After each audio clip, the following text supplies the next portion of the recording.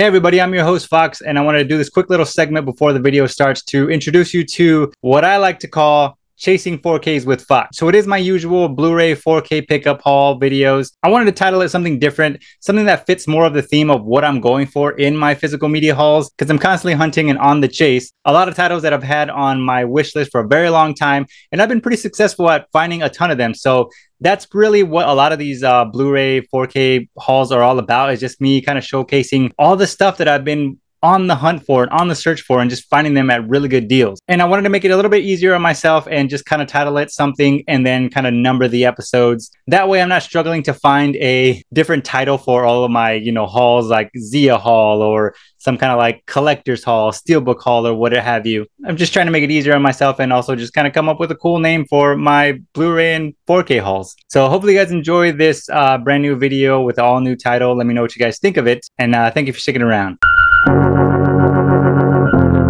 And now, suspense. Hey everybody, I'm your host Fox, and in this week's video, I've got some titles from Christopher Nolan, we got some Jordan Peele, we got some all-time classics, and some underrated classics. And if you enjoy the content, please consider subscribing and ringing the bell to be notified for any new videos. All right, so the first catch of the week is going to be Jordan Peele's Nope. Now, this is something that has been eluding me for a little bit. You would think it's Jordan Peele, right? The guy's uber famous. Everyone loves this stuff. It shouldn't be too hard to get a copy of Nope, right? But yeah, apparently it's a little bit hard to get a hold of this one, at least in my area. No one seems to have it. Luckily, a copy of it made it to my local Zia, so I was able to grab it. Still had the slipcover on it. Really cool. This is the third movie in Jordan Peele's filmography, and honestly, I think that this is the one that's really divided a lot of people. I think it started with Us. A lot of people kind of were hit or miss with it. They were like, everyone loved Get Out. But when it came to Us, it was pretty split. But I feel like this movie is what really split a lot of people. I personally do enjoy all of his movies so far. I think the dude has some solid films. I don't think he's as great as a lot of people say he is. I mean, he came out with one good movie and then he was like the messiah of horror or something like that. You know what I mean? It was just kind of weird. I personally don't like when fans do that because it puts the director on this like really high pedestal to the point where if they do anything that's not on the level of the movie that they came out with that everybody loves, they're just automatically garbage. What happened to you, man? Used to be cool. I'm still cool. Nah, you've changed, man. So I personally don't like when fans do that. So the dude has some solid movies, and I mean, what more could a director ask for? Just having some solid films. So next up is a movie I haven't seen in a long time, but I decided to pick it up because it was on sale, and I was just like, you know what? This should look really good on 4K. So I picked up Sleepy Hollow. This is a weird one. It's a Tim Burton joint with Johnny Depp and Christina Ricci. Tells the story of Ichabod Crane and Sleepy Hollow and the Headless Horseman. It's very much like something you could watch around Halloween time and definitely fits the mood. Definitely Tim Burton style, which I am not a huge fan of. I've never really been a big fan of Tim Burton's movies. I sometimes feel like a lot of his movies are all the same. And that's kind of weird to say that about somebody who has a particular style. But although a signature style for a director is nothing bad, oftentimes to me, if someone doesn't change their style or kind of does something a little bit different than what they're used to, it does tend to feel a little monotonous and kind of boring to me. But Sleepy Hollow is a weird one. I haven't seen it in a really long time, so when I rewatched it on 4K, the sound is incredible.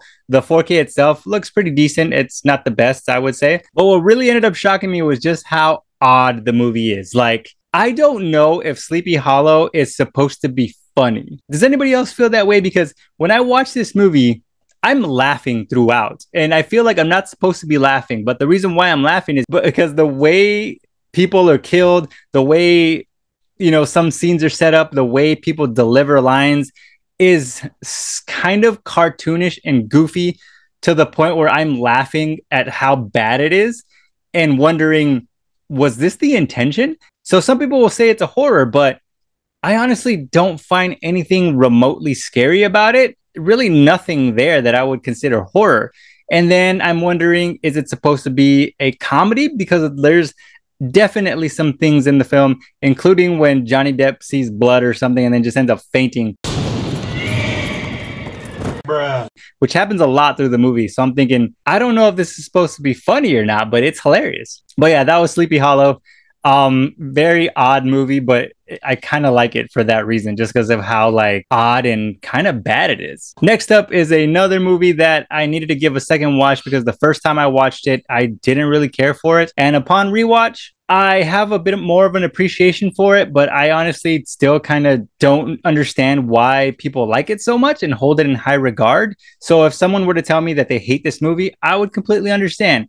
And if someone told me that they loved it, I would kind of question their sanity. No, I'm kidding. But that is Dunkirk, directed by Christopher Nolan. Apparently, this slipcover is kind of hard to find. Got this at Bookman's for like $12. Maybe it's because I'm an American. I don't understand the importance of Dunkirk and what that battle kind of meant to the people.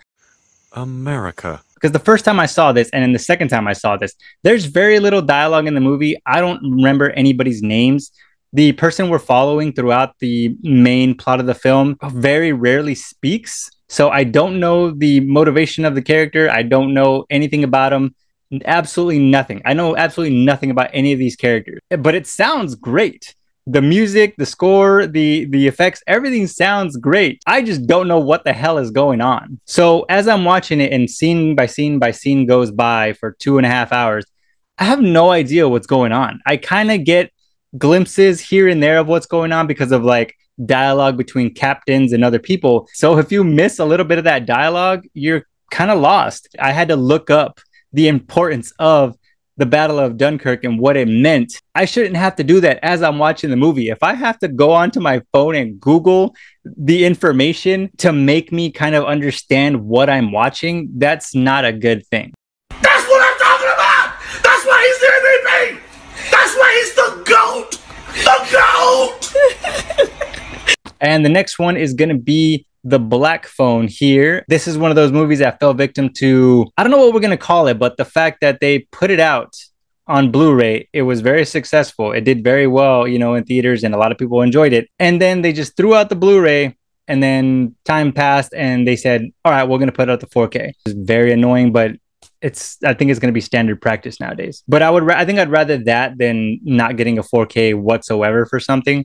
But it's kind of annoying just having to wait around and just trying to figure out like if they're going to do it or not. But yeah, The Black Phone, Ethan Hawke, I think is brilliant in this movie. He's absolutely terrifying as the grabber, like the different masks he wears. The sound quality is really good. The picture quality on the 4K isn't too bad. It is a little bit dark, but the movie takes place like in very dark environments for the most part. But in the shots that are filmed in the daytime, look very clean and very nice. It's just there are some times where we're in the dark. It's very dark, so you can't really see a lot. All right, next up is a classic, The Shawshank Redemption. So this is another one of those movies that I've never really owned, only because it was always very accessible to me. Like my dad or my brother watched it a lot. So if I ever wanted to watch it, I could just be like, hey, let me borrow The Shawshank Redemption. So it's not a movie that I ever really felt like I needed to own right away. This is probably a movie that, you know, pretty much made everyone fall in love with Morgan Freeman's voice. He narrates the entire film and it's great.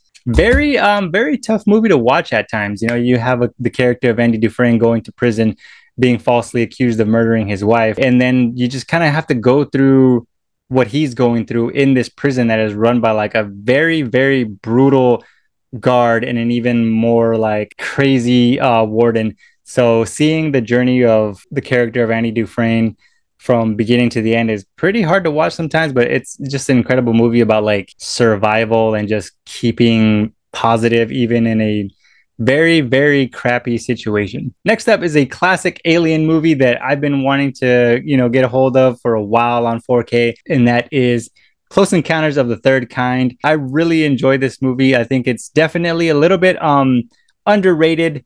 Not a whole lot of people talk about this movie when we talk about alien films or even Spielberg, and you would think so, right? I thought the same thing too. You would think, oh, Close Encounters of the Third Kind. Everyone knows that movie. Yes, true. But it's never really talked about in high regard as all these other like Spielberg films or even alien movies. But I think Close Encounters of the Third Kind is awesome. The filmmaking of Close Encounters definitely captures like the tone and the mood of what our main character is going through. Like just so much stuff going on in their head and thinking, what if they're crazy and all this different stuff. And then at the end, when we finally see the aliens and what we do to like make contact with him, I think is so great, and the sound quality is awesome. The effects in the movie, I think, still hold up pretty well. I mean, some of it is a little off because of how, you know, limited CGI was back in the day, but I think it still looks pretty good. The 4K transfer as well is awesome. And what I love the most about this release is it has all 3 versions of the movie on 4K, which is awesome. I love when they do that. I really don't like it when we have to pay a lot of money for a movie and they only include one version on the disc and then like extended cuts or whatever on the Blu-ray. Very annoying. This is whack! I can't get jiggy with this shit! And the last catch of the week is going to be an all-time classic in my opinion. Underrated as hell. Definitely something that isn't talked about enough when we talk about gangster films or crime dramas, and that is A Bronx Tale. Some part of me wonders if the reason why this isn't talked about as much is because of how kind of obscure the physical releases are. Now this has a DVD, but at the same time, it's something that I never really saw a lot when hunting out there, when I'm going to my Zia or Bookman's or whatever. It's not something that I really came across a lot very often. And this one didn't even get a Blu-ray release in the States. So it skipped Blu-ray and went straight to 4K, but I'm okay with that because the transfer looks really good. The music sounds really good. The sound's awesome. Very, very good looking movie. So I'm glad that they were able to do that and, you know, get that transfer in and make it look as good as it does without a Blu-ray to go from. So when I heard that this was coming to 4K, I had to get it. It's more of like a quiet crime drama in the sense that, yes, it deals with, you know, mobsters and stuff, but it's really more so the relationship that our character C has with the 2 male figures in his life, which are his dad, played by Robert De Niro, and the local mob boss, played by Chaz Palminteri. I'm probably not even saying that right, but I tried. And the fact that he's getting pulled both ways, you know, he's wanting to be the man that his father wants him to be, but he also wants to be respected in the streets. And the character Sonny here is constantly telling him to stay in school and to be smart, to not be like them, because he knows that he can do something with his life. So in that sense, it's a little bit unique in the fact that the mob boss is someone who's sympathetic and wants to see someone do good, rather than, you know, trying to pull them into that life and have them, you know, do bad things. So it's a very cool movie. There's also a really cool love story, and it also deals with race relations, which I think is a very good addition to the story. All right, everybody. So these are the catches of the week. We have Nope, Sleepy Hollow, Dunkirk, The Black Phone, Shawshank Redemption, Close Encounters of the Third Kind, and A Bronx Tale, all on 4K. So thank you guys for watching. I'm Fox. If you enjoyed that, please consider liking this video, leaving a comment. And if you made it this far, please consider subscribing. Think about ringing that bell so you can be notified of any new videos. And thank you guys for watching. See you in the next one.